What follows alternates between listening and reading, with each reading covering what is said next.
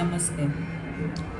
पाराशक्ति ईशानाय विद्महे आद्यशक्ति सदाशिवाय धीमहि तन्नो सज्जोता वामरुद्राय प्रचोदयात्। ये सृष्टि शिव शक्ति ऐसे ही मिलन से उत्पन्न हुई है। मैंने 23 साल तप किया है। मेरे गुरु श्री चैतन्य गगनगिरी नाथ, ये भी जूना अखाड़े से ही है। और मैं लक्ष्मी श्री नारायण त्रिपाठी डॉक्टर से 2 साल में संपर्क में थी और उन्होंने मेरी 23 साल की तपस्या को समझा। और जगत गुरु महेंद्र नंद तिवारी ने मेरी परीक्षा ली 2-3 दिन से कि मुझे कितना ज्ञान तप और ब्रह्म विद्या के बारे में क्या जानकारी थी, ये मुझे नहीं मालूम था। ये 3 दिन से मेरी तपस्या जो 23 साल की थी उसका इम्तिहान चल रहा था और मैं उसमें पूरी तरह उत्तीर्ण हो गई। मुझे कल से ही महामंडलेश्वर बनने का न्योता मिला था और मैं काफी चीज, देखिए 3 रास्ते होते हैं आध्यात्मिक जीवन के लिए। एक वामपंथी होता है, दक्षिणापंथी होता है और एक मध्यमपंथी रास्ता होता है। और लक्ष्मी नारायण त्रिपाठी जी इसी मध्यम रास्ते की महामंडलेश्वर है। मैंने जो 23 साल से ध्यान और तप मेरे गुरु द्वारा जो भी मुझे प्राप्त हुआ, मैं सबको आध्यात्मिक जीवन के द्वारा सबको स्वतंत्र करने आई हूं। और मुझे लक्ष्मी नारायण त्रिपाठी से बेहतर कोई और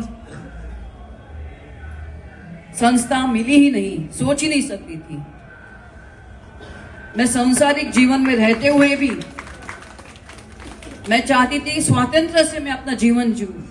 मुझे बॉलीवुड में वापस नहीं आने का मैंने कभी, इसलिए मैंने 23 साल पहले बॉलीवुड को छोड़ दिया था। तो वापस जाने का कोई सवाल ही नहीं उठता। हाँ, लेकिन जैसे एक सनातन धर्म अपना होता है, सनातन मतलब क्या होता है? जो नित्य है, सदैव था, है और रहेगा, उसका प्रचार मैं निश्चय स्वतंत्र रूप से मध्यम मार्ग को लेते हुए उसका मैं और प्रचार करूंगी। और मुझे इनसे और कोई दूसरा मुझे समझ में नहीं आया, इसलिए मैंने, आज शुक्रवार का दिन भी है, महागौरी का दिन है, प्लस ये जो कुंभ मेला है वो 144 साल के बाद इसका एक भयंकर और पुण्य योग है। मैं कल तक ये सोच ही नहीं पा रही थी कि मैं यहाँ से, ऐसा लगा कि मैं इधर स्नान करूंगी। 12 साल पहले आई थी, वो भी महाकुंभ था, आज भी पूर्ण कुंभ है और वो भी ऐसा योग जिसमें गुरु, सूर्य, शनि, ऐसे 4 ग्रह एक साथ उनका मिलन है। आज मैंने अपनी यात्रा विश्वनाथ मंदिर के लिए तय की थी, लेकिन उनके जो महा पंडित थे, जो मेरे जानकारी में थे, आज वो गायब हो गए। और कैसे गायब हो गए ये मैं नहीं समझ पा रही थी।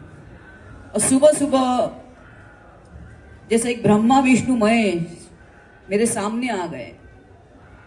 वो जगत गुरु महेंद्र आनंदगिरी महाराज और इंद्र भारती महाराज और एक उनके अनुयायी, ये तीनों मेरे सामने ब्रह्मा विष्णु महेश आई। मुझे लगता है ये सब कुछ हम महाकाल के ऊपर और महाशक्ति आदिशक्ति के ऊपर, आदिशक्ति बहुत चंट है, वो कब क्या करेगी किसी को कुछ नहीं समझता।